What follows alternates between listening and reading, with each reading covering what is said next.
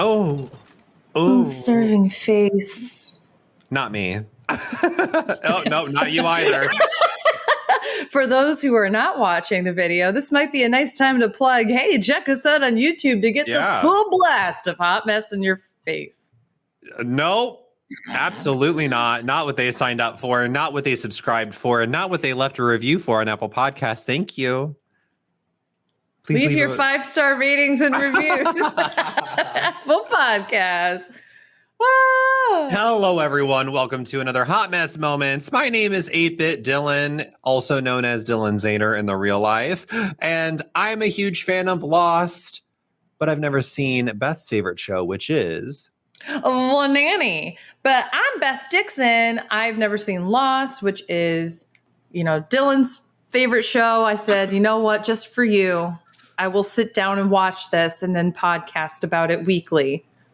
Yes, I really did drag you into this. It was never Beth's plan at all. I was like, who can I con into doing a Lost podcast with me? And then Beth's like, who can I con to do a Nanny podcast for me? And I was like, girl, let's just merge the two. I will say, I think it was your husband who said, why don't you two work together? And then we were like, wow. Whoa. What a great idea. Wiggity, wow. I don't know. That's what surfers say. I know surfers personally. They say that all the time. They'll be on the wave like, wiggity, wow, man. All of them say that. It's surfer lingo. It'll fly over your head. I just know them personally. No, this is for those that don't know, Dylan grew up in Nebraska. And it's never been so pointed. Girl, the surf scene in Nebraska. Girl, corn you have no surfing, idea. Wheat surfing. Yes, they're like, let's surf on those meth mouth mamas. Yes. Come on, highest STD rate in the country. Oh my God. The idea of you getting hit with a wave there is really purely just like a psychedelic situation. I was hit by a wave. A wave in Nebraska, if they're okay, so in California, it's a tornado.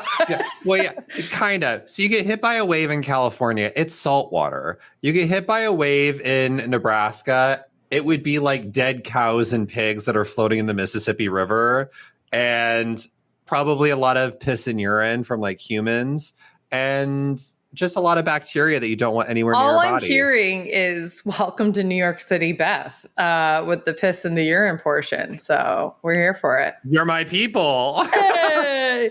Come on, piss queen. Piss. That's the piss lady. Bring it back to the nanny for those that have been following along. For those that this is the first time you're catching us. Yes, we are that dumb. Yes, we are that crude. And yes, you are in for a trip. Yes. While we do pretty in-depth talks about both shows, we, at the core of everything, are two hot messes who exude dumb bitch energy. Absolutely. And so that's why we have this little podcast, so you can be a part of our hot mess moment every single week as we talk about two of our favorite shows. Yes. Speaking of which, I don't know if y'all know this. If this is your first time tuning in, I'm going to be hanging out with this girl over here, Miss Beth, in 2 days. I'm literally, not even full 2 days, a day and a few hours. So here's the best part. When this episode comes out, he will have been with me for 3 days. Yeah. So check it out on our socials, but we weren't able to film too much in advance. Okay. So you will have this episode, which when you're listening to this I'm already in New York. So we will hopefully have filmed one of the better episodes of season 1 of Lost, De Ex Machina. And I don't know what the nanny episode is, but it's an okay one. It's not bad. They're in for a treat. Yeah, it's not bad at all. And then, guys, we only, after this coming week of us filming together, only have 2 more episodes of The Nanny for the season. And there's like 4 more episodes of Lost, or 5, but we're lumping 3 of them together for the finale. So you're going to get an extra juicy finale episode featuring an extra special guest. Yeah. Are we allowed to announce who yet? Yes, we can say it. Okay, so Tyler Lyons, longtime listener, and also one of Beth's co-hosts for My Weekly Meltdown, is going to be joining us for the finale of Lost. For those that don't know, Tyler Lyons is a super fan of Lost, probably knows more than I do about the show. Massive super fan. And I cannot wait to discuss Lost, especially the finale, because like the finale of season 1 of Lost is insane. So, and that's the thing that's interesting is that I was over at Tyler's apartment because he does live in New York. And so I went up and I met his partner, Tim, and their puppy. They have a corgi puppy named Sora, who was named after Kingdom Hearts, Sora. And oh my God, she's so cute. But when I was over there, he was like, I have to show you something. And he was like, I promise you it's not a spoiler. But he brought out this huge box set of the DVDs for Lost. Sitting right over there. That's where I get these from. That's where I get these. They're all from this box set. Yes, exactly. So he was like, it's not only just like the DVDs, like there's like little trinkets inside, which he didn't show me what they were. He was like, there's trinkets. And I was like, okay, I don't want to see what they are. Yeah, you don't want to see them. But it's like this like pyramid almost looking thing. I mean, it's crazy. Intense. It's intense. I will say, thankfully, the actual box itself is more of an aesthetic. It's not a spoiler. So like, okay, that's good. Yeah. So, but I love it because the outside of it actually feels like sand. Like it actually, like if you feel it, that is pretty cool. Yeah, it feels like stone. It's really cool. Yeah, it was pretty cool. And he was like, oh yeah, and they have like a map of the island. I was like, don't show me the map. I don't want to see it. You know? No, that would have been a huge spoiler. You know, he's good about that kind of stuff. But Tyler also is the one that has been keeping track of our MVP and LVPs for the season. And so when he happens to miss it, he'll text me and go, oh, I missed who Tyler or who Dylan said was his MVP this week. Can you tell me? And so he had told me the other day who has gotten the most MVPs for each. Tell me! I'm so excited. So, who do you think is your biggest MVP so far? For the Nanny, I think my biggest MVP would likely be Niles. You're right. Okay. Who do you think my MVP most likely has been, or like the most? Saeed. Nope. Who? Locke. Oh, okay, that makes sense. I've said Locke more than often. And then who do you think is more likely to be your LVP? Is it weird that I think it might be Niles as well? I think it's Maxwell. Oh, okay, that would make sense. Yeah. And he goes, are you shocked? Are you going to be shocked at who my LVP is more often than not? Shannon. Yeah, girl. Yeah, he's like, I don't even need to tell you who yours is. And I was oh my gosh. So but yeah. that is amazing that he's doing that. I cannot wait till we so for those that don't know, we are doing the finale of season 1 of, so basically the finale of The Nanny will be lumped in with just a standard episode of Lost. Yep. Then the finale of Lost will be all like a 3-episode marathon. Like it's going to be a souped up episode. Yeah.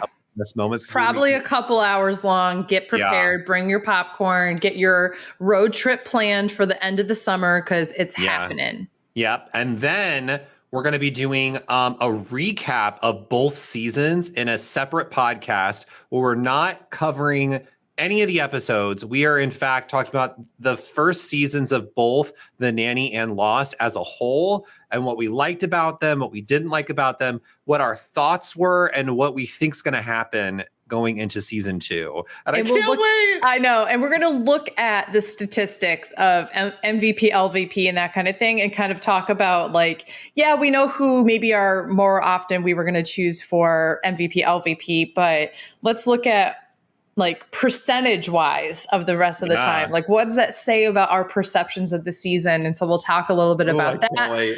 And I cannot wait to hear some of your theories about what's going to happen in the future of The Nanny. And I'm sure you cannot wait to hear what I think season 2 is going to bring for Lost.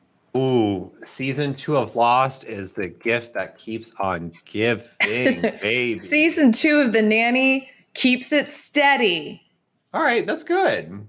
Season 3 and 4 of The Nanny are the best. They're so good. I can't wait. So basically, you all are in for a massive treat. Now, when we do this in person, a podcast, when I go and visit, I'm not promising it is going to happen.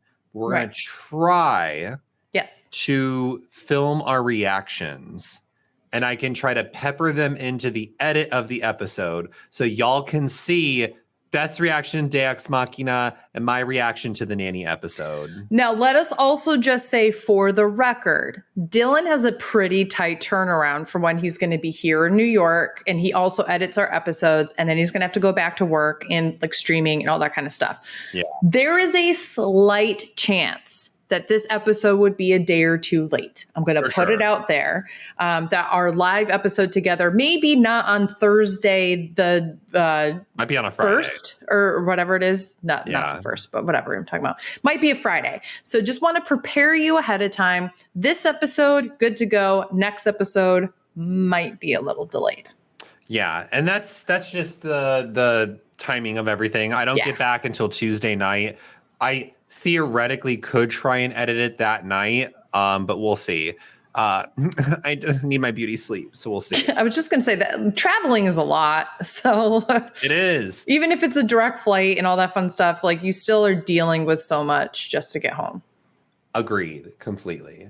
Okay. So now I don't want us to take too much time away because these were some pretty interesting episodes that we need to talk about. Yes. And let's get into this. So we are in The Nanny, episode 18, Sunday in the Park with Fran. She was there. That's how she became the nanny. Now, Dylan. Oh, yes. Do you know the reference, Sunday in the Park with Fran, what that was referring to? I don't, but I think may have mentioned something about a musical. Yes. So it's a play on the musical Sunday in the Park with George, which is a Stephen Sondheim musical. I think it came out in the 80s, maybe the 70s, that kind of thing. Is the plot the same as the episode? Not really. Okay, so it's just a name. It's just because they happen to be in the park, and I think they went with, like what's something that's musical related that's similar to like when they did My Fair Nanny was very similar to My Fair Lady. I don't think that there's too much similarities here. I will be 100% honest in saying I haven't actually seen Sunday in the Park with George from beginning to end. Fake. Oh my God, you're so fake. I'm a fake Sondheim fan. We've been new. Actually, I hate when people say that. We knew, bitch. We've been new. Yeah, I hate that. Yeah, we knew. So this episode of Sunday in the Park with Fran, I would rate a 5 out of 10. Oh, okay. That is way lower than I thought you were going to give it. So purely based off of the fact that you said this was a good episode. It was. So it was a good episode. I need to be like more stringent with my numbers. Okay. Because 5 is average. So I think this was in fact an average episode. Okay. It wasn't anything that blew me away. It had its funny moments. I think what this specific episode suffers from is scenes go on for too long. So they specifically when Fran is in the park with the kids, that scene goes on for like a whole 3 minutes longer than it should. And there's like lulls in the comedy, but it's not like a roller coaster where there's like highs and lows. There's just like, here's a joke. On to the next joke. Yeah. And now here is the next joke. And like, that's kind of like how and I was like, they got their stride towards the end a bit better. Like it was like the beginning was good. The middle was very meh. And the end was pretty good. And I do also think that just generally speaking, I don't have kids or anything like that, but just the idea that Frank Jr.'s bullying of Gracie goes on for like way too long, honestly, in that scene too, where like at the first thing I would have been like, no, and separating and such. And like Fran's just like a little too like Oh, we'll get into passive that. about it. So I think that also adds to why it seems to go on for so long. Oh, we'll get into how shitty of a nanny Fran actually is. Yay! Once we get to that section. But I would rate this a 5 out of 10.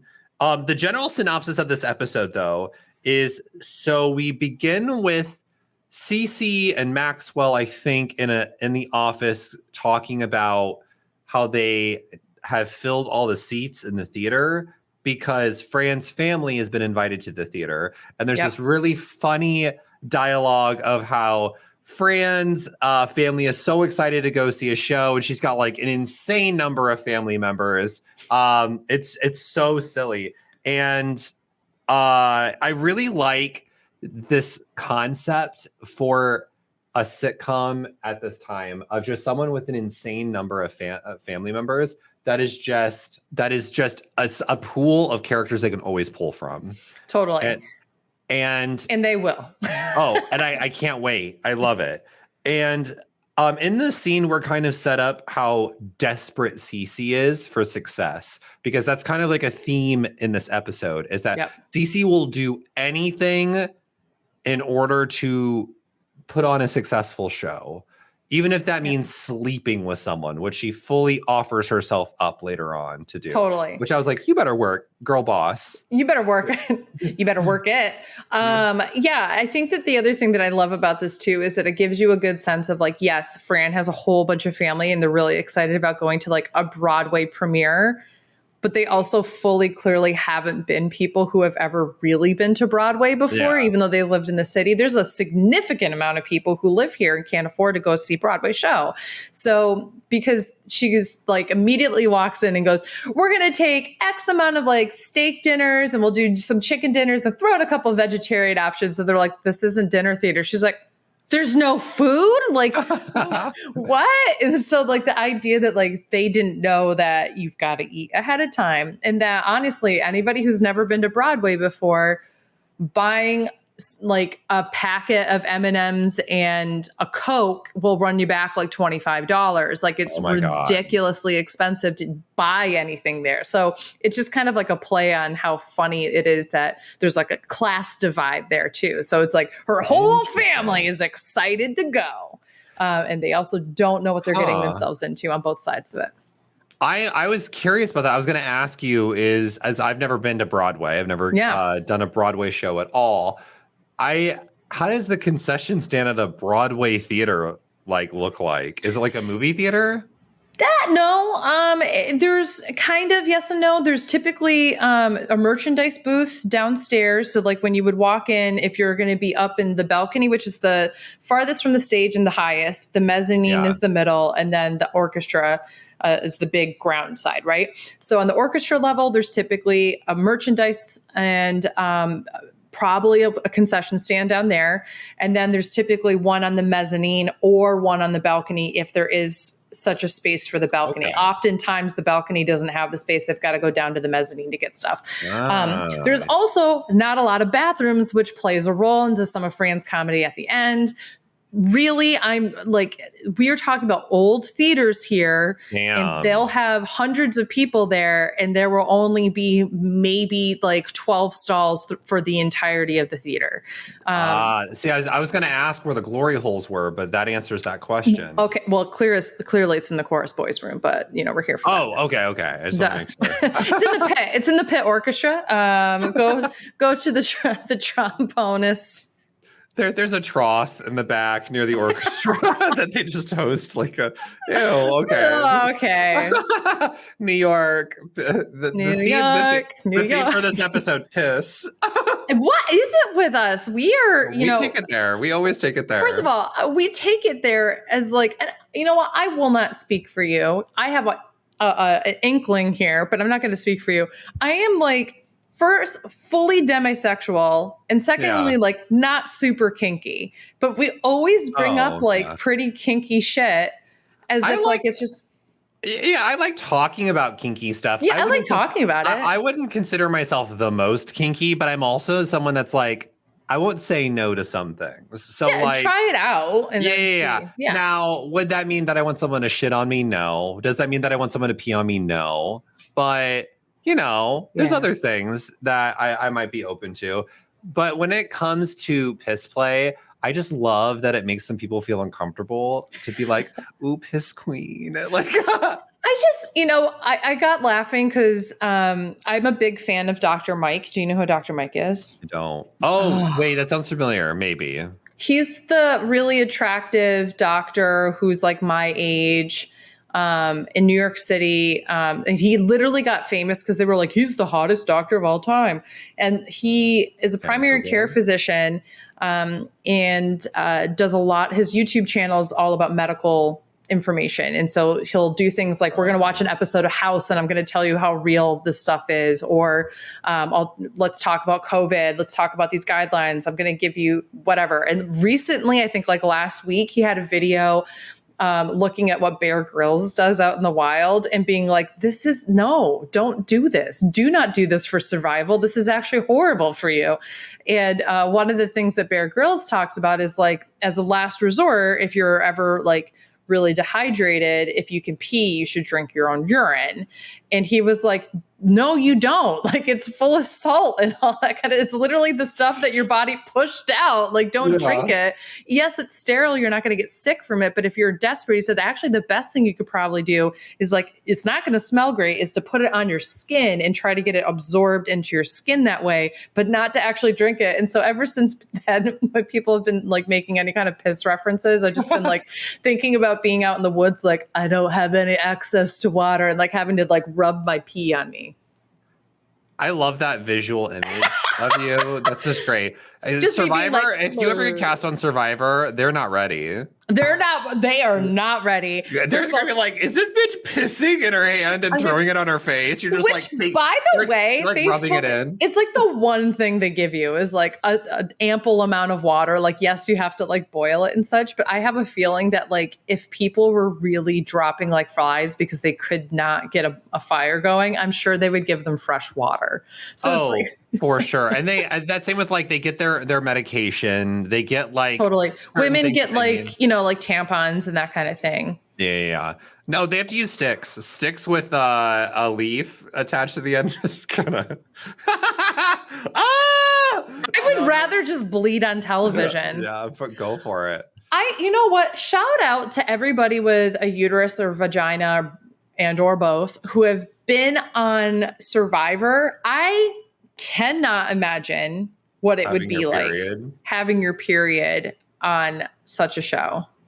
Like, yeah, you would feel dirty, wouldn't you? You would just like feel gross. Like, I feel gross all the time anyway. But seriously, I mean, the thing is like, oh yeah, what are you gonna do? Go in the ocean? There are sharks there. I didn't think of that, but you're right. They're like seriously Becky, shouldn't go into the ocean when you have your period because sharks can smell it. I wonder now. Okay, we need to let me call up Jeff real quick. Hey, Jeff, what do you do about period blood in the ocean? Survivor's ready. He hung up on me. Oh, rude. He also said some homophobic stuff, so we're not gonna. I'm kidding. No, I'm kidding. Sorry, I'm getting so we're so distracted. off track. Yeah. So anyway, to bring it back, the nanny. We literally haven't even started talking about the episode. So, par for the course. There is a side plot of the fridge being broken in this episode. So Niles is like cleaning out the fridge, and this is like them setting up a really long punchline that happens at the end of the episode, which I appreciated. I like really long. It's not so much a punchline as much as it is like a plot line. A plot line. Yeah, that's what I meant. Sorry. So yeah, I really appreciated that because like throughout the episode, I was like, this has to mean something. This has to be like, this has to play a part in some way. And so Niles is complaining because they are trying to do a picnic and he's just basically cleaning everything out of the fridge because he's like, it's not going to last long. We have to get rid of it. And the next big story beat is where we learn more about Cece and her desperation because he learns that there is this kid named Frank Jr. who is part of Gracie's school, who is the son of Frank reviewer. Bradley. Yeah, Frank Bradley, the reviewer to all of the musicals within New York City. And so Cece tries to get on Gracie's good side and is like, you should go take Frank Jr. to the picnic. It'll be so much fun. You'll make friends with them. We need to meet we need to make good with his father. And it even gets to the point where like Cece's almost begging to Gracie, being like, no, please, like, I need you to do this for me. Do me a solid. And I wanted to be like, Gracie ain't doing you shit. Like, you didn't done nothing for Gracie. And Gracie stands her ground. She's like, no, I don't want to. I don't want to be like friends with Frank Jr. And I also think that this is such an important thing here too, right? So we have Fran standing up. This is honestly about consent at the end of the day. Yeah. You know, this is one of the ways that you teach children about consent is teaching them, like, if you don't feel comfortable being around somebody or playing with somebody, hugging somebody, those kind of things, adults need to respect that. There are going to be times where there's just kids who are like, I don't want to do it or whatever. And that's different than a kid truly not feeling comfortable. This is a situation where you can tell Gracie does not feel comfortable. It's not that Gracie just doesn't want to play with this kid. She doesn't feel comfortable doing so because this kid is mean to her. And I love that Fran's like, if she doesn't want to play with him, she doesn't have to play with him. And that's why I get mad at Maxwell as well. Agreed. So then we get into the scene where Cece and Fran race to Maxwell to try and convince him that Fran is trying to convince Maxwell that Frank Jr. should not go and play with them. And Cece's trying to do the opposite. And so Maxwell seems to agree kind of with Fran, but doesn't really have a context of everything. He's like, sure, yeah, whatever. Like, just leave. He's like trying to work. And then she led Cece into the room, which was the biggest mistake. And Cece then says Frank, whatever his last, I forgot the reviewer's last name. Bradley. So then she says Frank Bradley's name and Maxwell changes his tune. And this is like really shitty okay, but hear me out. It's really shitty of Maxwell, but he is going in with the mindset that Fran will actually do a good job as a nanny and make sure that nothing bad happens between Gracie and Frank Jr. So with this entire situation between Maxwell, Cece, and Fran, I think if Fran had done an actually good job as a nanny, this wouldn't be that big of a deal because Maxwell could come with it from the approach of, well, if Frank Jr. and Gracie don't like each other, Fran, try to get them to like each other if they have to be in the same class together. Now, I know he has ulterior motives here, but I think a lot of the issue here is that even when Gracie and Frank Jr. are hanging out together, Fran cannot do anything to keep Gracie safe. She doesn't do anything. She just lets Gracie get bullied. And she's like, hey, stop. Hey, stop. I'm going to talk about, instead, I'm going to have a weird conversation with this woman next to me about the two of you, where it seems that I'm your mother with two different fathers who I have very formal names for, rather than admitting that I'm the nanny. And then by the time that happens, it's like, okay, just break the kids up now. Yeah, which I have to give credit. I thought that was really funny. It was good. Yeah, she's like, oh yeah, the father. Oh, that one has another father. Oh yeah. You call him Mr. Sheffield? She's like, oh yeah. Like, what was that? She's like, I used to call him daddy, but he looked down about that in public. Oh, God. So I'm going to do a counterpoint to you on this so far. Okay. Yeah. Frank Bradley is going to find out that this is obviously a ploy, regardless of whatever happens, right? Yeah. So why send the kids to the park? Why not just have the kids come to the house and it's a little bit more controlled of a situation? Maxwell and Cece can have eyes on what's happening. And I just don't think that it was a smart idea to put them out in the park without a sense of security for Grace, or a sense of like other eyes can see what's going to happen here. Yeah, I think though that it's been established that Maxwell, even though he riffs on Fran a lot, he has trust in her abilities as a nanny because she does such a good job with his kids. Yeah. The issue is he has not seen her abilities with kids outside of the family. And we learned very quickly, Fran is a horrible nanny for any kids. She hits a kid.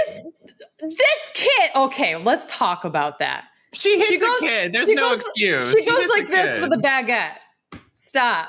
Yes, That's but not the same as hitting a kid. But it's not your kid, and you could. She at that point did not do anything to de-escalate the situation. No, I 100% agree with that. But the whole point of this episode is that they make it. Oh my God, she hit this kid. She hit this kid. She barely tapped him with a baguette.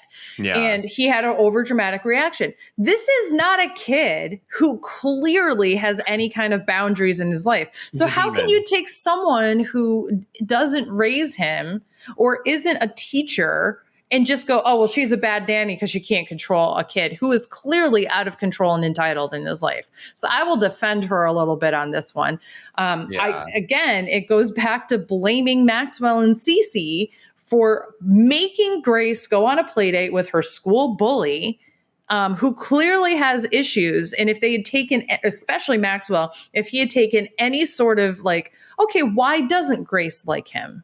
There was none of that conversation. Agreed. It just purely was, oh, okay, well then maybe she needs to just learn to be nicer about him, which drives me crazy because it would only happen to girl children. Like, oh, well, maybe that means he likes you. Like, oh, she just needs to get used to the fact that boys will be boys. Like that kind of language is so infuriating in like a 2021 lens or like a 32-year-old Beth to look back and watch. Cause I'm like, yeah, I had kids on the bus who were like this to me. And oftentimes it was like, oh, well, just let them do what they need to do and ignore them. And I'm like, no, like there was no sense of standing up for myself. So I'm happy that Gracie has Fran in this episode to help stand up for her. Yeah, totally. And I also want to call out the child actor for Frank Jr. I knew it was this kid. I just had to confirm. That's the kid from Pet Sematary. Yeah. And he's also the kid that's in Kindergarten Cop. He's apparently been in a ton of movies. He's still acting to this day. What's his name? His name is Miko Hughes. Okay. Yeah, he started being in film back when he was 27 months old. I remember him very clearly in Kindergarten Cop. Very clearly. And he was also in like Baby Geniuses and like he's just been in. This kid was one of the kids of the 90s. Kid of the 90s and still getting work afterward. He's like a child actor that managed to still make a career after. Hey, you better work. For real. Literally. I do think though, despite all this, I think what we were taking away is all the adults in this show should not be in control of children at all. Not any of them are great. They're like so bad. And the only one who is anywhere near good in this episode is Niles because he's able to set the boundary and go, nope, we're only opening the fridge for one thing, blah, blah, blah. And then, of course, the person who breaks that rule is Fran, not even any of the kids. Of course, love it. So then we get that whole scene in the park, and I do want to call out two cute outfits here. One of them is my outfit of the episode. The first one is the white jacket park outfit that Fran wears. Super cute, super well fitted. Loved it. I also want to be like, why are you wearing white at a park? Girl, that's how you get grass stains everywhere. She didn't think this through. But my outfit of the episode is Gracie's white park dress, which is so cute. It looks really adorable. I think she had like a little bow in her hair. She did. She's always like kind of killing it on these like cute like dresses. Honestly, if this took place in a horror film, she would be creepy. But because it takes place in a fun sitcom, it's cute. You know what I mean? It's like one of those attires. That's how I felt about Pandora Box's runway look last week in RuPaul's Drag Race for the Frills runway. Oh, I felt like it was a creepy baby doll dress. I need to watch the new. I've heard it's All good. Star 6 is really good. I'm really enjoying it. It's like a huge breath of fresh air. Okay, I need to check it out because I've heard great things about it. I heard Raja's amazing in it. She's amazing. She's amazing. I gotta check it out. So then Frank is really Frank Jr. is really mad, and Fran tries to apologize to Frank personally because Maxwell forces her to. He's like, we're going to bring him over. You're going to apologize to Frank's face. And we learn that Frank is just as shitty as Frank Jr. is, if not worse. I didn't recognize the actor that played Frank, but everyone was freaking out when he... I gotta look him up again, and I just meant to do that the other day, and I forgot. So I will look him up quickly while we're chatting. Yeah. So the audience had a very fun reaction when they saw this actor. I didn't know who he was, but he is famous. But I want to give a huge shout out to Frank and Frank Jr. in this scene. They killed it on acting like assholes. Oh yeah. Like Nigel did not like Frank Jr. He thought he was a pretty crappy actor, but I'm like, you have to think about it. Most kid actors that age can't play the role of a shitty kid. It's true. Like that well. And that kid did really good. Okay, so the actor's name is Eric Braeden, and he was on The Young and the Restless. And That makes sense. A lot of this, just so you know too, there's a lot of references that Fran will make to soap operas. Charles Shaughnessy had been on The Days of Our Lives. Yeah. I think at one point there had been some other actors who had been in different soaps. Soap opera actors are huge. And we're also talking about the early 90s, where a lot of these soaps had a lot more traction during the day than they do now. So soap stars were like legitimate stars. So that is where he was probably the biggest from. He also was in the 1971 of Escape from the Planet of the Apes. And okay. Yeah. And this would have been well after this episode, but he was also in Titanic. Oh, shit. Was he? Yeah. Actually, he was. Yeah, I do remember seeing him in that. He also, here's how I also know him, which is how you know I'm like a big sitcom person. He played Robin Scherbatsky's father in How I Met Your Mother in one episode.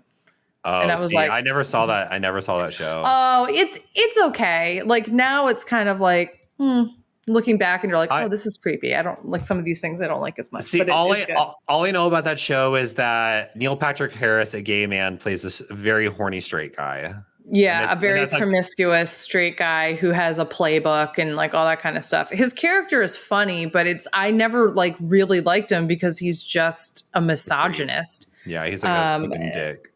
And to be perfectly honest, I'm gonna put that out there too. There's a lot of people coming out and saying he's a real asshole in real life too. So Neil Patrick Harris. So is his husband apparently. So you heard it here for his hot mess moments. Fuck Neil Patrick Harris. Yeah. Well, I mean, let's be honest. Anybody who's defending Ellen, is probably in the camp of there might be something there. Yeah. So with this personal apology that Fran has to make, she makes it and Frank just doesn't accept it, which he doesn't have to, but he's also an asshole about it. But he's also an asshole.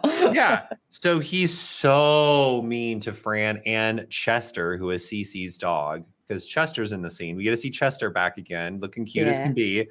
And he has the audacity to say that Chester needs to be put down. Well, because he's we get the foreshadowing again in the very beginning where Cece says he doesn't like strangers. And of course he loves Fran because we know that this is Fran's real dog in real life. And then we get to see this again where he's kind of like coming at the dog and you see him bend over and the dog supposedly like nips at his finger, which like, first of all, it's a Pomeranian, not saying that Pomeranians can't break skin or whatever, but it was probably just going like that. It did not break skin for what we understand. It's not like he started bleeding or anything. Like he went, he lost a finger. Yeah. He just goes, ow. My nub. My knuckle. It's gone.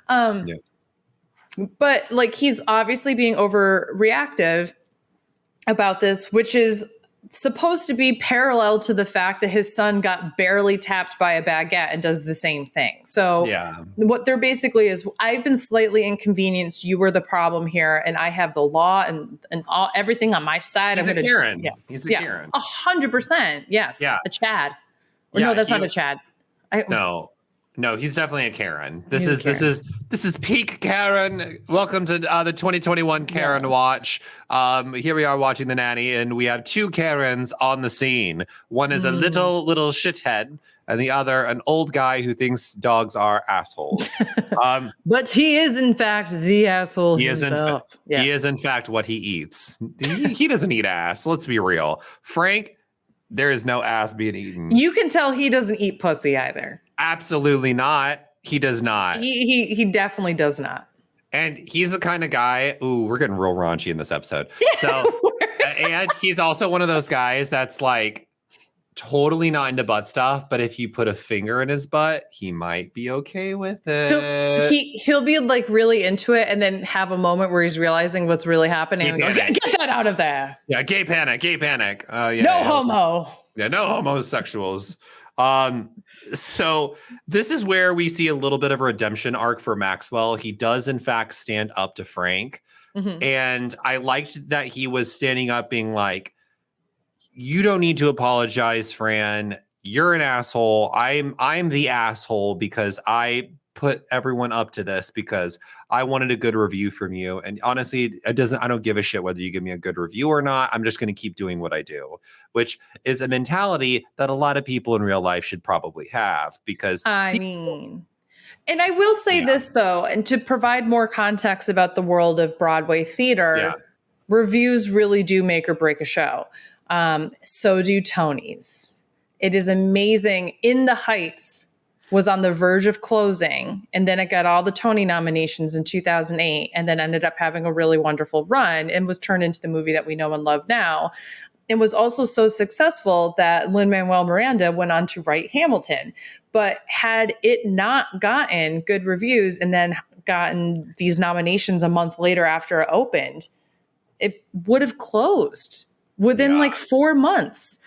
And this happens often, is that the shows that are really, really good, but just don't have that whatever factor that the media loves because they don't have a famous star in it or whatever. Oh, it's not as flashy as School of Rock, which was a really popular movie. Like, those are the things that like really suffer because if they don't get good reviews that make people go, that sounds interesting, I'll check that out. Because especially nowadays where everything is just the movie version or like the musical version of a movie, it's really important. So saying to the biggest theater critic, that'd be like saying nowadays, for those that know theater, saying to Ben Brantley, hey, I don't care what you write about me. Ben Brantley is the like chief editor for theater critics for the New York Times. So it's like, that's like basically saying that I don't care what your opinions are about my show. Like he makes or breaks shows. Ben Brantley, fuck off. I said it right there. I don't. Beth doesn't feel that way. Also, love you. Can we get a beer? I don't know. Straight people things. I don't know. Mm-hmm. So then we get another outfit, which is super cute. Oh, wait. I'm sorry. Gracie's white park dress is not my outfit of the episode. Oh, okay. No, we know what the outfit of the episode is. I don't know. You shocked me once. I need to hear it now. So after this, they all go to the show, and Fran shows up in this colorful sequined dress with these luxurious black gloves, looking sexy. She's got sex hair. She's got sex hair. It's big and flowy. Hair. Oh yeah, it's wavy. Yeah, it's so hot. And meanwhile, Cece's over there looking like a bump in the log. She's bumping that log, baby. And Fran emerges from the show. Everyone seems really happy with it. It was a really good show. And she's really got to pee. And so they're like, we got to go. And that's when they see on the TV screens the review of the, they go to the bar. They go to the bar. They're at Sardi's. Yeah. That's right. Where we get the whole moment with the kids, again, Broadway humor here, where Sardi's is where you traditionally went after a show opened in Broadway times, and they had all these caricatures of famous older Broadway figures, and it was a huge honor. If you ever were drawn for it, you made it. And so that's why we have this moment where it's even funnier now in 2021 because kids would be even worse than these three, where they're sitting there going, who's Mary Martin? Who's Ethel Merman? Who's, you know, like all these people that are so famous, and you're like, ah, yeah. No, I get that. That makes complete sense. Yeah, they go to this bar because Fran has to go use the restroom, and there's like an after party or something like that. And the reviews come in, and we find out because in an earlier scene, when Maxwell's standing up to Frank walks away with one of the finger sandwiches. Well, those finger sandwiches were made from food that was going bad in the fridge that Niles was kind of complaining about the entire episode. So he got food poisoning, couldn't give the review, and instead, which very unrealistic, they just go to the people who are exiting the theater and they ask one woman, and she obviously is Fran, and gives this glowing review about the show, and the site or the news network's like, I guess it's a success. Like, I guess it's a hit. And I love this moment because we continue the Fran humor, it was an enchanting night of theater, and like does this whole thing. And then she's like, the only thing that could have made it better was a few more, you know, cubicles in the restroom.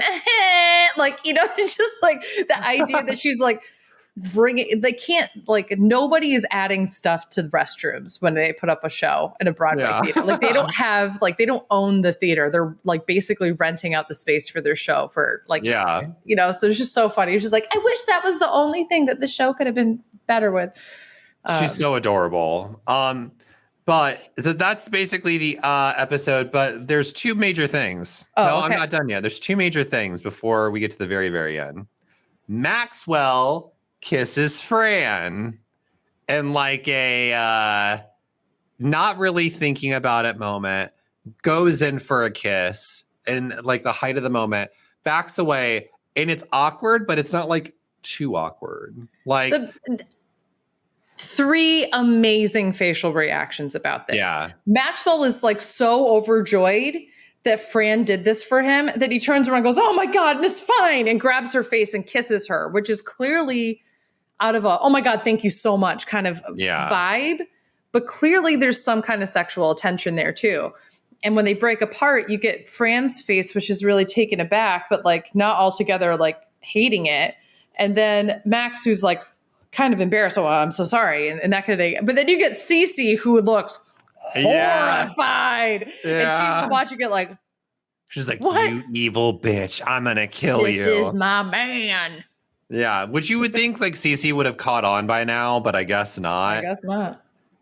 And then we get in an after credit scene, or during credit scene, I guess. Yeah. Dan Aykroyd shows up in a cameo, which makes no sense, but I'm here for it. I love that Dan Aykroyd's in this, and he plays a very weird character. Well, and this is where I actually believe this is a character he's played before that he's like reprising here. And I don't know if it was on SNL or something else, but like, had to have been. So he comes out, he plays the refrigerator repairman.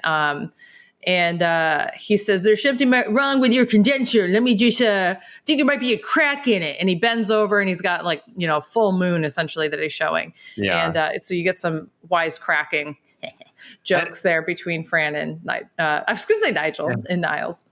And then there's this like really cute scene at the very, very end. If you're watching on HBO Max, I don't know if it's on the DVDs. It's on everything. Yeah. Oh, it is. It is. And then it's the cast dancing alongside Dan Aykroyd with the audience all kind of cheering along. And it is the cutest thing. I love that so much because what you see is like all of a sudden they're not in their characters anymore. Like you see like Maxwell is or Charles in this situation is dancing with Lauren Lane. I love that Danny Davis starts dancing with one of the kids. So Niles is dancing with the kids. The two youngest kids are dancing with each other. Like it's so cute. It's and you just sit back and you're like, it kind of further proves like, no, this is a live audience that they're in front of for these episodes. Yeah. Like I said, overall, pretty average episode for me. I thought beginning was good. The ending was great. And the middle was very subpar for me. Gave it a 5 out of 10. My MVP is going to go to Frank Jr. Because listen. Hear me out. Actually, no, that's a cop out. I want to get to Frank Jr. because the acting was so good for that kid. He's a really good kid. Are we going to allow me to give MVP just based off performance? Yeah, you can give MVP based off of anything. I will give it to Frank Jr. based off performance alone because he played the hell out of a shitty kid. Yeah. Like, I sold it. In terms of my LVP, I'm definitely going to give it to Cece because there's no lesson learned for Cece, and she's just a shitty person. Like we see in this episode, she is fully willing to throw Gracie to the wolves in order to get what she needs. She shows so many moments of desperation, and there's no comeuppance for Cece at all in this episode. It's true. Definitely LVP material. Yeah, I would agree with that. It's a good call. Yeah, and I'm super excited. We've got only 2 more episodes of The Nanny before is it 2 more? Do we have 3 more? I think we have 3 more. Yeah, I was going to say, I think we have 2 more and then the finale. I think the next one is called Ode to Barbara Jones, but I'm just looking at season 1 episode just to make sure. Ode to Barbara Jones? Nope. The next one is called The Gym Teacher. And then the one after that is Ode to Barbara Jones. Can I guess what this is about? Yes. I think The Gym Teacher is about... I have 2 theories. One is it's a hot gym teacher that Fran kind of has the hots for. Okay. And Maxwell gets very jealous to the point where he starts considering pulling the kids out of their classes because he doesn't want Fran interacting with said gym teacher. Okay. Or it's a gross gym teacher that Fran personally knows because they've been in, no, that wouldn't make any sense. I think it's either a gross gym teacher that is making them do a lot of like physical education, and Fran is going to have to. How dare the gym teachers make you do phys ed? How dare they? And I think we're going to get maybe some scenes of where Fran is going to have to step in because the kids are just like so miserable. I hope it's the first one, but we'll see. I won't say anything. All right. And that was The Nanny, episode 18, Sunday in the Park with Fran. Now let's transition into Lost, episode 17, ... in translation. Previously on Lost. I liked that I lip synced that. It's beautiful. Yeah, honestly, I'm hoping that it was on with you, but we'll find out. Yeah. So this episode is a Jin-centered episode. Yep. I enjoyed it. I didn't really love it. I didn't hate it. I'm going to give it a 6, I think. That makes sense. Like a little above average. I think I like this idea of let's call 5 average and have that in our head. I feel like this is an average episode or a slightly above average episode of Lost. Yeah. There's nothing inherently bad about it, but there's nothing inherently like, oh, wow, about it either. So in this episode, we get more, it's a little bit more interesting in terms of flashbacks, okay? Yep. Because now we're seeing the Jin side of flashbacks that Sun had, that kind of fills in some of the blanks. But also, I don't really feel like we learn much that's new. So I think the main takeaway from the flashbacks is that honor and tradition is very, very important to Jin. As is rising above his social status. Yes. And so we'll get into it a bit more, but my takeaway from this is the reason why Jin is such an asshole to Sun post working for her father is because he does not want to dishonor Sun's family by exposing her father for the shitty person that he is. So instead, he just takes on the burden of not telling the truth to Sun, which then makes him an even bigger asshole because he's not being truthful. He's not talking with Sun and closing her off. So honor is so important to Jin that he's willing to basically risk his relationship with Sun in order to uphold it. And yeah. And I think that what I do love about this episode, and we definitely get all of those different aspects about Jin, but we also get little nuggets of symbolism throughout the entirety of the episode. And we also get like weird Easter eggs of things that I think we need to discuss as well as we go along. So I'm just going to kind of go in the order that my notes were. This isn't one that I feel like we can talk about the flashbacks in order because they're like, they're kind of all over the place, and we've already kind of discussed them. So because we've already discussed them with Sun's episodes, so now we're just like kind of hitting the few notes about Jin. Totally. So the first note I wrote was there's lots of emphasis in this beginning scene, beginning two scenes on Jin's dad, which I wrote, there's got to be something there. So the first time we see this is Jin is asking for permission to marry Sun to Sun's father. Sun's father says, "What are your dreams and aspirations?" And he says, "I want to open a restaurant. I want to own a hotel." And he says, "What if I made you come work for me in exchange for marrying my daughter?" And he said, "I would do it in a heartbeat." And he says, "So you'd give up your dreams?" Yep. And then he says, "No, your daughter is my dream."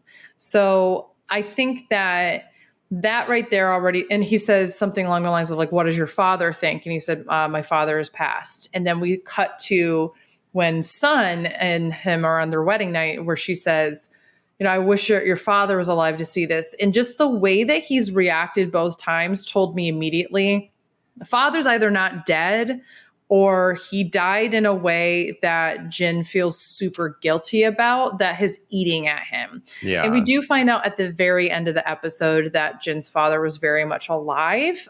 He was just ashamed of him because he grew up in a poor fishing town and he wanted something like bigger and better for his life, which I do know that family and respect and honor are huge traditions within a lot of the various different East Asian countries and cultures. So I think that kind of like turning your back on your parents because you're ashamed of their social status would be very hard. But I also think that, and I'm sure that it's not uncommon, unfortunately, to have these kind of feelings of inner guilt and such. Yep. The other piece that I think is really interesting in these scenes is that they talk about in the scene on their wedding night where Jin picks a flower and promises to bring Sun on a honeymoon. And because he can't go on the honeymoon like she wants to, because he wants to set a good tone and work for her father. Yep. My assumption is that he never actually takes her on a honeymoon, which is why when he gives her the flower when they're in the Australian airport in Sydney, yep, that's what changes, where she's like, he's fulfilling the promise that he gave me years ago. Now, we never actually get this. This is a theory of mine. Yes. I think that is ultimately what makes her decide, I'm going to go on this vacation with him. I'm going to take this trip with him because he sees this as a means of fulfilling a promise. And if he's willing to go back to the things that I fell in love with him, like on our wedding night and all that kind of stuff, then I can't give this up now. So just that subtlety of showing us that was so powerful to show us a little bit more of Sun's background, not just Jin's. So I really, really I thought that was super well done. They didn't even have to expressly say anything. I just like filled in the gaps pretty easily with that. And then, so then I write, I'm going to go in order of the episode-ish. Okay. And so jump in with things. I'm probably going to miss things because I didn't write something about every single scene. I didn't write something down if I felt like it wasn't driving something forward. Yeah. But my next note is I literally want to vomit because it's about Saeed and Shannon. There is a big thing that we should touch on first. Okay. So there is a fight on the beach between Jin and Michael because Jin is talking to Sun in a very aggressive way because she comes out in a bikini. Yes. And he says like, cover up. What are you doing? Because to him, honor is very important, and he's Yep. kind of like coming from a place of like, you're going to dishonor your family, like Right. by walking out like this. You need to Especially cover since up. he has done so much to try to honor her family. I think that that's where a lot of this comes from. This idea Yeah. of like, I'm like literally beating people up in order to honor your family, and you can't even cover up that. I Yeah. don't agree with that, but that I think is where he's coming from with this. Yeah, because it definitely doesn't come like by the end of the episode, we learn it's not coming from a place of like, he feels like he controls her. It's coming Yeah. from a place of like, what are you doing? You Right. should be honoring everything that we've built to this point, and like honoring Yes. your family, that like, because you come from wealth and you come from a very high privileged, high powerful family. I don't. Like, I would not be doing something like this. And that's kind of where it's coming from. But on the Totally. outside looking in, we see it as it is kind of abusive, but It's very abusive. But we see it as like, he's doing this because he wants to like physically abuse her, or he's like purposely mentally and emotionally abusing her just to be a dick. Right. And there is like, and that's what the other castaways are seeing too, right? So they're all on the island watching it, and so many of they're all feel uncomfortable. You can tell that they're not sure if they should be doing anything. And Michael steps in and he says, like, keep your hands off of her, leave her alone, and that kind of thing. And then Sun slaps him across the face. yeah. Which we then have a scene, a couple scenes later, where she tells Michael, "I'm sorry I slapped you. I literally did it to save you, because you don't know what he's like if he felt like you and I had something going on, or if he felt like you touching me was inappropriate. I'm afraid of what he could do to you." Yeah. And I think that what we do find out throughout this episode is, while Jin does have it in him, he's not this like violent person that Sun thinks he is. There is a misunderstanding there. However, if I were Sun, I absolutely would still think of him the way that she is, because she's thinking of him. And because, I mean, he is abusive. Oh yeah, for sure. He's not beating her, but she knows that he has been violent. So if you know that he's been violent and he's controlling, absolutely, you need to treat it as such. And it is Jin's fault that he's not telling her, no, this is the reason why I've had to do something for your father. There is, I agree completely, 110% everything about Jin. I want to call out Sun here. Because based off what we have seen so far, she does not stand up to her father. Now, she clearly does not see her family as this powerful, honorable family like Jin does, because she regularly, like we've seen, she like flirted with Jin even though he's of a lower class. She has no problem like going out and doing her own thing. She goes for her, honor and power are not the most important things to like abide by. Tradition is not very important to Sun. So of that mindset, I would hope that she would challenge the notion of power within her family and say something to her father, because she clearly knows something is going on. Jin comes home super bloody. She has every right to be pissed off at Jin. Jin is not talking to her. But we never get that moment of like, does Sun ever stand up to her father? Does she ever go to him being like, what the fuck are you doing to my husband? Like, my husband came home bloody. Like, you have to tell me what's going on.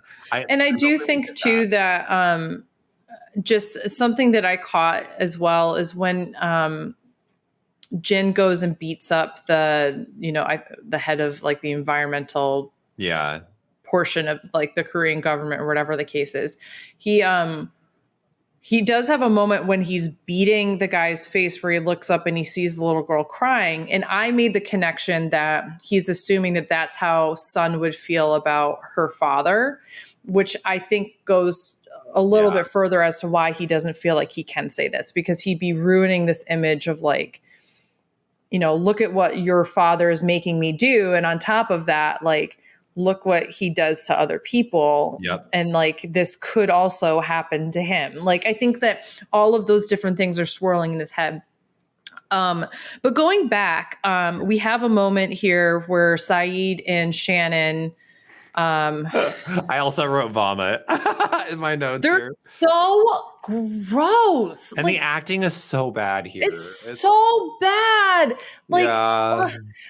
This is seriously just such a shitty arc for Saeed. And it's not because it's Shannon. It literally to me feels like it's coming out of right field.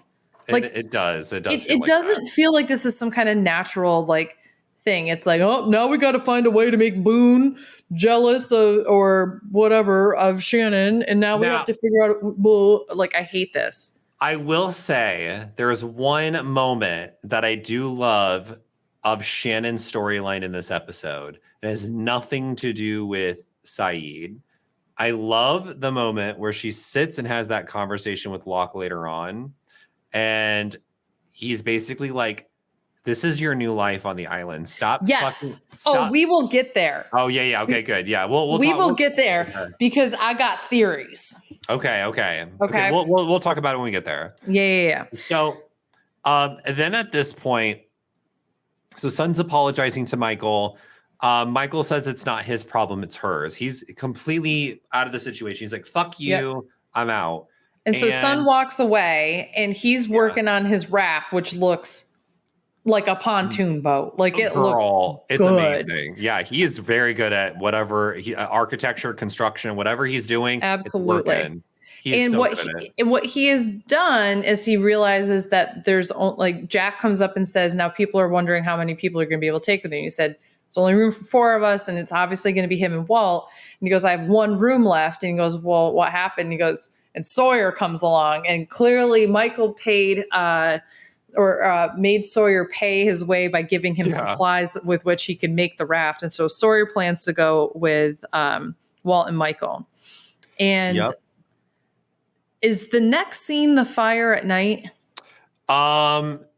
So yes, there is one thing that I think is really important here, and I really like this, is Michael, you can tell in this scene, is so passionate about getting his son off this island. Yeah. He was like, I can't wait to show you New York City. The Flatiron Building. I'll show you the Flatiron Building if you want, Dylan. Please, let's have a moment. It's the thing that inspired me to go farther north in the city. I don't know. Flatiron Building is really cool though. Okay. But there is so many, you can tell that while Walt traveled the world with his mom because they moved so much, he's still a very much sheltered child. And Michael wants to show him what the real world is like. And he's like, I want to take you to New York. I want you to see the light, see the city. I want to be a dad. He just really wants to be a dad here. Well, it also sounds like that's where they're going to settle and live, not just go there for a trip. Yeah. I can't wait to bring you to New York. Totally. Yeah. And there's this moment where he asks Walt, do you want to work on this raft? Can you help me? And he's like, I would rather go play with the dog. And so Michael just swallows the disappointment. And he's like, okay, fine, go play with the dog. And you can tell Michael's visibly upset that his son. But he also is so much better than he was a few episodes ago. Yes. And he kind of allows his son to have fun in the way that he wants to. You can tell that he's trying really hard to grow, and that Walt is trying harder to listen to his dad, but that there's still a disconnect there, but they're both trying. And that's actually a note I made for this episode somewhere. I said, love seeing Michael grow with his son. I love this. Yeah. So that night, Kate and they son wake are up. Heart-to-heart. They're having a heart-to-heart where Kate is basically like, "Girl, leave him. Yeah. Why aren't you telling him that you speak English?" She's like, you deserve go better. Yeah, exactly. And then they're interrupted by people yelling about a fire. And then they go and they see that the raft is on fire. They're trying to throw some sand on it. Nothing's working. And it's pretty much a complete loss. Oh, yeah. That thing was destroyed. Oof. I immediately at this time in the episode wrote, they're going to blame Jin, but I think it was somebody else on the island. Maybe the others, and then I said, so then I wrote a note that I said the sound cues in the music suggest that it's not one of them. So I've been trying to pay attention. The music that they had here was, yes, but like was the same kind of music than when like Ethan was around kidnapping or like having conflict with him, right? So that to me, I went, I wonder if it's another Ethan-like character who set it on fire. Yeah. And so I was trying to pay attention to the cues. Well, we find out in the episode that's not what it was. So I got my answer really quickly on this one. But I feel like they purposely put that music in there to make you think it's someone else. Because the music is just as much of a story vector as anything else that happens in the show. And I'm glad that you picked up on that, because there are definitely specific songs for specific types of situations that play. And this was definitely like an others type song. Yeah. That plays. So then we get this flashback for when Jin goes to meet the environmentalist guy the first time. Okay. Yeah. My notes here are funny because there's two little things that happen. The first thing is when he opens the door and gets led into this house, the little girl is on the couch with the dog. And I instantly went, oh, that's the dog. He's going to get the dog and bring it to Sun. Like, oh, so I freaked out. And then after I wrote, or actually this, this isn't at the same time. Then you do see that the guy gives him the dog and he brings the dog home to Sun, and we know that, blah, blah, blah. The next time he comes over to the house, which is very shortly afterwards, because... Are you sure is it this? I thought it... No, it's the same time. It's the same scene. Oh, it is, because I wrote called the dog. No, it's the same scene. Yeah, he cut so they come in and they go into another room, and that's when you see what you're about to talk about. Which then, on the television... is Hurley. Yeah. And I don't know what he was doing, but he was on the television. I will spoil I'm going to spoil right now. Next episode, you're going to find out, baby. Because it's a Hurley-centric episode. Oh, okay. So instantly I was like, it's Hurley! And I like freaked out. But yeah, so anyway, so we see Hurley on the television. So that instantly makes me think, what is Hurley doing on Korean television? Yeah. I don't know. Have to see. I don't have theories on that. Nothing, not a single thing. No, okay, I'll stop talking. No, don't you give me hints. I don't have theories. If I miss something, I miss something. Okay. So then the next scene, we have Boone warning Saeed about how Shannon really is, because Saeed has this really fucking stupid ass moment where he comes up and goes, basically, I really feel like something's going to happen between your sister and me. Basically saying, I'm going to fuck your sister. Like, that's basically what he's hinting at right now. I'm like, first off, why are you going to tell Boone this? Just go fuck her. Because, no, and I do think this is also cultural. I'm sure that there's this idea that, like, if you find somebody desirable, you ask like whoever the male figurehead is for permission kind of thing. That's what I think this is probably alluding to. I hate this. I just hate this storyline just so fucking much. I really hate it. So out of character for Saeed as well, because that's what I mean. He clearly had a thing with Nadia. Like, he really loved Nadia, and so it's very weird. Badass. Why are you going after Shannon, who is the most helpless piece of shit ever? Exactly. But Boone has a good moment where he tells Saeed and warns him. He's like, she will use you. She has done this time and time and time again. And honestly, I just need to let you know, dude, it's not because you're a shitty person. Like, I'm sure you are a great guy. She is just a fucking viper, basically. And like, this is what she does. So just know that, like, if she asks you to do something, it's because that's what she expects you to do. Yeah. And this fucks with Saeed's head.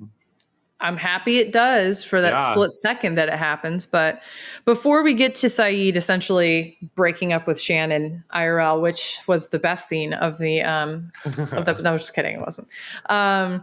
We do see that Jin has burns on his hands, which we automatically are supposed to assume, he's set the fire or whatever.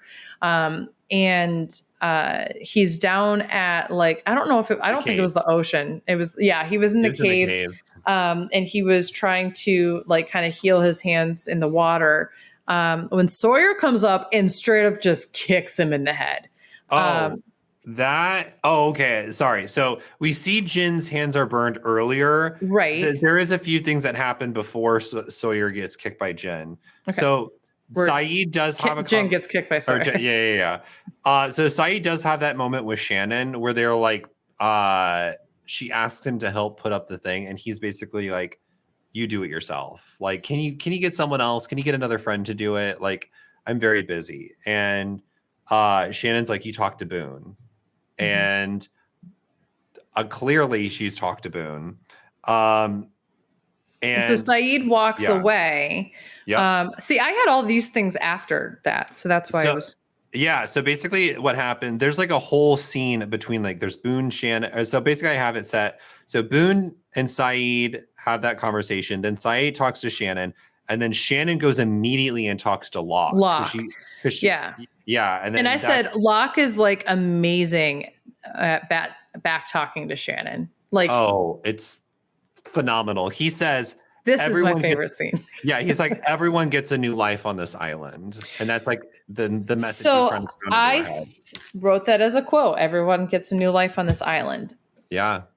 Again, furthering my idea of this purgatory kind of sense, like, you know, like a new life. That to me. Yeah. So explain that to me, because if we're going with the idea, because while I understand your purgatory theory has changed a bit since the beginning. So it's like a waiting place, purgatory kind of thing. What I don't believe it's of the same dimension. I don't think you're really on Earth, that kind of thing, right? So, this further strengthens that. You are now in a new place. You have a new life that essentially you have to like work out for yourself here.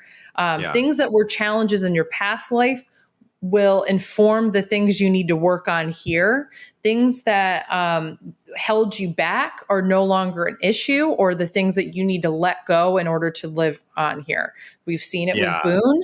We've seen it with Locke. We've seen it with Jack. We've seen it with Sawyer. We've seen it with Kate. I mean, like literally every single time we see something that either people need to let go of in order to move forward and try. Oh my gosh, that was a huge crack of lightning outside my window. That's what I mean by this. So this island, I feel like, is designed to basically be like, you need to work on these things in order to free yourself to live a new and better life that potentially impacts like your afterlife situation. So I'm going to play devil's advocate here. Okay. So while I completely understand that theory, we are formulating this based off of what Locke tells people. Right. And we have learned very quickly that Locke doesn't want his old life. He wants what he has here on this island, because what he has here to him is a brand new life. Do you think that when he says everybody gets a new life on this island, he is meaning we are most likely not going to get rescued on this island? You need to start laying the foundations for the new person you're going to be here.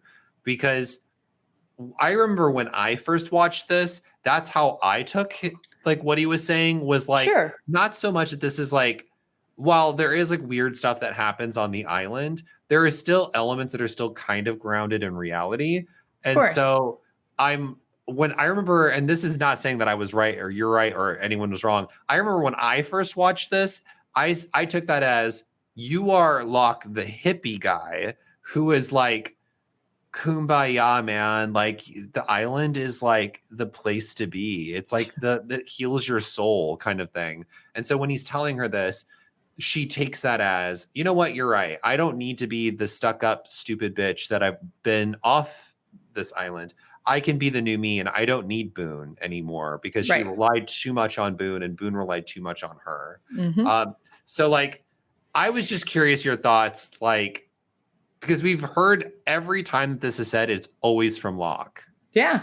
But I also think that we need to remember that Locke is the only one who has stared up at the whatever invisible monster thing he is and talks about, I've seen through the eye of the island. I've seen these different kinds of things. Yes, of course. And that's why I still am convinced that maybe Locke isn't 100% good here. I think he's still absolutely the most compelling character because he has these wonderful nuggets of information, but you kind of wonder like, but we still don't know really who you are and what your motivations are. Yeah. He's kind of like all over the place. He's quite the enigma. Yeah. And this is when sorry, go on. Oh, go ahead.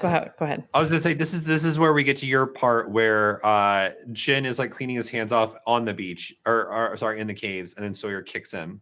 Yep. Drags his ass back. And then they all surround him on the beach, and Michael and him square up, and Jin is just speaking in Korean. We don't get titles here, but I'm assuming what he's saying is exactly what happened and like the truth, which is I was trying to save your boat. I did not actually do anything, blah, blah, blah. Did you notice the cool effect they did here? Yes. Where it was seen from Jin's point of view. Yes, and it all sounded like gibberish to him. Yeah, although I'm going to be honest, the way that they did it, I thought that he had been translating it into Korean, and I was like, I knew he spoke English. Like I thought that's what was happening because it like morphed from English into Korean sounding. I don't speak Korean, so I don't think it was actually Korean or anything. But I think that it was amazing to kind of hear the gibberish kind of idea. Yeah. But yeah, so basically he's speaking in Korean, and Michael punches him multiple times until Sun tells him to stop. Oh my God. We're in the middle of a severe thunderstorm right now. So, oh, the thunder. Did you hear it? That. Yeah. So this is a huge moment. Sun says stop, and she says he didn't do it, and she's speaking in English, and now everybody knows that she speaks English. Jin knows, and he's looking at her incredulously, and honestly hurt.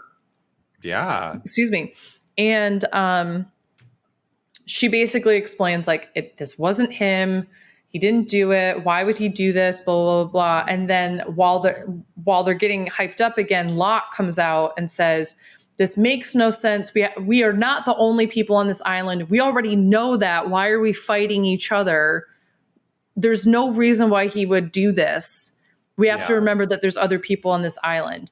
And so that kind of breaks up, and we are left with Jin and Sun, and they look at each other, and Sun tries to speak to him, and he just walks away from her. Yeah. And then I think the island's test for Sun and Jin is to start over, but not necessarily to return to what it was. So like having a fresh new start for them that isn't reliant on the love that they first had for each other, nor the love that has grown or disappeared. It is a fresh start where they're individuals that need to find each other again. Yeah, that's what I think the island's test is for them. And I also think it levels their socioeconomic status. It levels their power dynamic. It levels everything. So like there is none of this like cultural tradition of like respect levels. Everyone is at the same level here. And so that kind of plays into a scene that happens later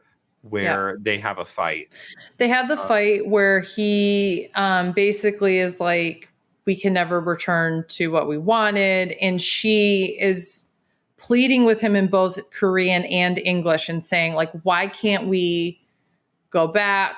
Why can't we start over? And what we see is a flashback where Jin is trying to find a way to start over. This is where he comes to his father in the fishing village and explains what's happening to a certain extent. Doesn't give him all the details because he can't break the respect or trust that he has for his father-in-law, but basically says like, I can't tell my wife about her father. And he says, then go away. Make this the last thing that you do for him and then just disappear. So we find out that Jin's plan was actually just to stay in the United States with Sun And that Sun's plan had been to just disappear as well. Yeah. It's a really interesting moment. But then when she's pleading with him, I'm still not convinced that he doesn't 100%. Like, I don't think he's fluent in English, but I do think that there are going to be things that he knows in English, because there have been multiple times when people talk to him in English that he has seemingly a level of understanding of what they're saying. He's also been there for a month. And so we learned that he knows how to say boat in English. So he's like picking up on specific words, and I think he's understanding a little bit. Sure. Normally, I don't know why, a weird fun fact I know. So in the Peace Corps, when you join the Peace Corps, you go through a rigorous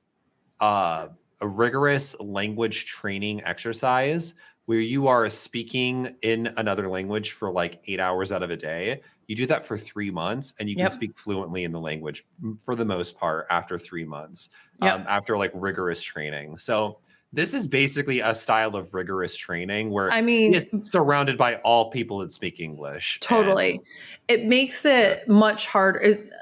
I feel like learning nouns is much easier in English. So you can sit around and go like boat, water, sand, like that's easier, but there were like the things that she is saying to him in English, where she's just like, I was going to leave you. I wanted to leave, but I couldn't, and blah, blah, blah, blah. He's not necessarily understanding that, but he seemingly is at the same time. Yeah. And I honestly think that he understands that she wanted to leave him. Yep. And that's why he says, well, we can't start over then. I also think that the fact that she says that in English to him furthers the betrayal that he feels. He's like, you can't even tell me, so therefore we can't even start over. She's too scared. Yeah, she's scared to admit that she gave up on the relationship. Yeah, and admit that to him, but he already knows because he is the one that's like, we're done. Like, this isn't going to happen. Yep. And so he walks away from her, and she cries. And then the last scene that we see with her is she walks out in a bikini because she's free and she can do what she wants. And the look on her face is joy. She is so happy about this. And then we have this, I guess, like Said and Shannon kiss or something. They kiss. And then the other bigger thing that happens is Walt and Locke have a conversation where Locke asks him, why did you burn the boat? And he says, I've been moving my entire life, and I actually really like it here, and I don't want to move again. And Locke says, I like it here too. And so furthering the connection between these two, but also gives us a good sense of motivation of like why Walt feels the way he does. And this whole, we're going to go to New York and all that kind of stuff had the opposite effect on him that Michael would have intended. And then he promises to help Michael build a new boat. He's like, even though he knows that he wants to stay on the island, that he kind of is getting that family is very important. Yeah. He's like, you know what? I'm going to help my dad build this. And Jin also pitches in to help. Oh, is there another lightning? Huge. I'm ready for the thunder. Ooh, baby, hit me with that thunder. Oh, I kind of heard it. It was a little subtle. It was just. But do you think, and this is where we can get into theories, do you think that Jin wants to help build the boat simply because he left Sun, but he still made a promise to take her on a honeymoon and to like go to America and get away? Do you think that he is letting her live her truth and be on her own on the island, and he is going to help build this draft so they can escape to America and try again? He's going to take that fourth spot. I think so too. I think that's kind of what his play is here. I think that his thinking is, I mean, here's the other thing too. It very well could be, we need some space. I'm going to go do this thing because I know you're all off doing your thing over there and whatever. And then things might develop in a different way. But I think his intention here is, I'm going to help build this boat, build a relationship here. Sun is no longer going to determine how I feel about people. I'm going to, in the show of support and brotherhood, I'm going to help out Michael. But then I also think he's going to be like, I helped you on this. Can I take the last spot? Yeah. Okay. So my one last question, it's not something I'm going to answer because I don't have a theory on it, but I did have this moment, like, obviously it's television and actors age and such, but there's a part of me that went, I wonder if Walt will age on the island. You'll have to see. Because I think it's interesting to think about with my theory. It is interesting. It is. I will just leave it at that. It is interesting how I'm just that's all Okay. Yep. That's good. Because you have to realize the show took place over the course of 6 years. Yeah. So well, and it's the same thing. He was already a teen. He's like a preteen. Yeah. So he would have been like 11 or 12, I think, in this time frame. Yeah. I think that it's interesting to me, like, there's obviously like real world things. We talked about this with the actor who played Hurley, and like, well, the character would have lost weight by now, and that kind of thing. There's real life people playing these characters, right? Yeah. So obviously Walt is going to like age, the actor is. But I wonder if they're going to do things in order to try to make it look like he doesn't age, or if they're going to try to make it like reference or whatever. But it made me think about this, like, Claire should have given birth by now. Not exactly. She is ready to pop for sure, but it's only been a month. But when they landed, she says she was like 8.5 months or something like that. Yeah. But I mean, it's so she's like 2 weeks overdue. Probably. I will say, if she were to have the baby here, I'm just trying to see how many days they've been on the island. So at this point, they have been on the island for 34 days. So that's 5 weeks. Yeah. I mean, did she say she was 8.5? I thought she was like ready to pop. She did look like she was about ready to pop. Like that belly was huge. Maybe even if it was 8 weeks, she's a week overdue at this point. Yeah. Like she got to or 8 months. Sorry. Even if it was 8 months, she would be a week overdue. Yeah. But it's not like she was at 6 months. She wasn't at 7 months. They said, like, Jack asked her, like, did a doctor say you could fly at 8 months or something like that? Yeah, that's right. He did say that. Yeah, she needs to poop that baby out. Just kidding. Yeah, that's how it works. Babies are born. Yeah. So yeah, I would say overall, again, a solid 6 for an episode. Better than usual, but not like amazing. My MVP. I can't believe I'm doing this. I'm gonna give it to Jen. Oh, I thought you were about to say Shannon. Hell no. Hell no. About to say it. No, I don't agree with all of his actions, but I do agree with his growth and have a better sense of who he is as a character. I still think that he's controlling and manipulative and all those other things. But I actually think it's healthier for him and for Sun for him to turn her down at the end and for him to help with the boat. I think it's admirable that he just takes the punches.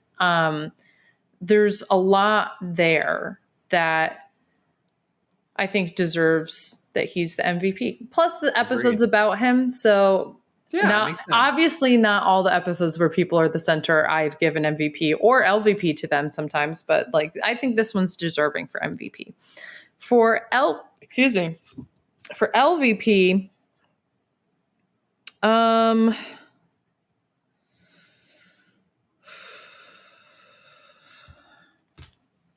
it's tough.